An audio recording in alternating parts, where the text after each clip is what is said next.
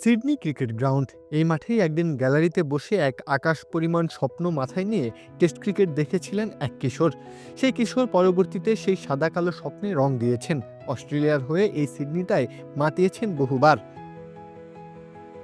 সেই মাঠেই আবারও অস্ট্রেলিয়ার জার্সি গায়ে দাঁড়াবেন তিনি। তবে এবার যে বেলা ফুরিয়ে এসেছে।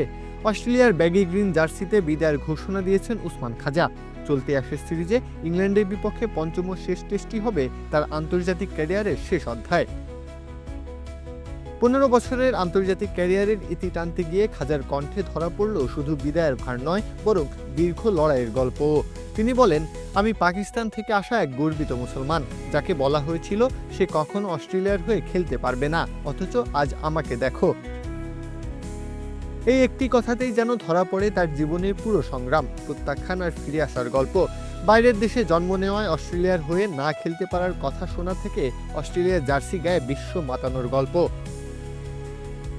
ইসলামাবাদে জন্ম নেওয়া খাজার বেড়ে ওঠা সিডনিতেই। এখানেই প্রথম শ্রেণীর ক্রিকেটে তার অভিষেক, এখানেই টেস্ট ক্যাপ পরা। আর এখন ৩৯ বছর বয়সে এসে এখানেই বিদায়। অস্ট্রেলিয়ার বর্তমান টেস্ট দলের সবচেয়ে বয়সী সদস্য হিসেবে তিনি অবসর নিচ্ছেন ৮৮টি টেস্ট খেলে। ২০১০-১১ অ্যাশেজে সম্ভাবনাময় অভিষেকের পরও খাজার পথ মোটেও মসৃণ ছিল না। দলে ঢোকা আবার বাদ পড়া। এক পর্যায়ে তার টেস্ট গড় নেমে আসে ২৫-এর কাছাকাছি। তখন অনেকেই ধরে নিয়েছিলেন এই অধ্যায় বুঝি এখানেই শেষ। কিন্তু খাজা হার মানেননি, বারংবার ফিরেছেন। ২০২১-২২ অ্যাশেজে আবার সেই সিডনিতেই জোড়া সেঞ্চুরি করে নতুন করে নিজের ক্যারিয়ার লিখতে শুরু করেন তিনি। সেই মুহূর্ত থেকে এখন পর্যন্ত টেস্ট ক্রিকেটে তার চেয়ে বেশি রান আর কোনো অস্ট্রেলীয় ব্যাটারের নেই। দুবাইয়ে পাকিস্তানের বিপক্ষে ৯ ঘন্টার ১৪১ রানের ইনিংস, সিডনিতে টানা ২ সেঞ্চুরি, কিংবা ২০২৩ সালে এজবাস্টনে তার দীর্ঘ প্রতিরোধী ব্যাটিং, সবই ক্রিকেট ইতিহাসের পাতায় যুক্ত হয়ে আছে ধৈর্য আর মানসিক দৃঢ়তার প্রতীক হিসেবে। মাঠের বাইরেও খাজার ভূমিকা কম গুরুত্বপূর্ণ নয়। অস্ট্রেলিয়ার প্রথম মুসলিম টেস্ট ক্রিকেটার হিসেবে তিনি বর্ণবাদের বিরুদ্ধে এবং অভিবাসী পটভূমি থেকে আসা খেলোয়াড়দের সুযোগ তৈরির প্রশ্নে বারবার সরব হয়েছেন।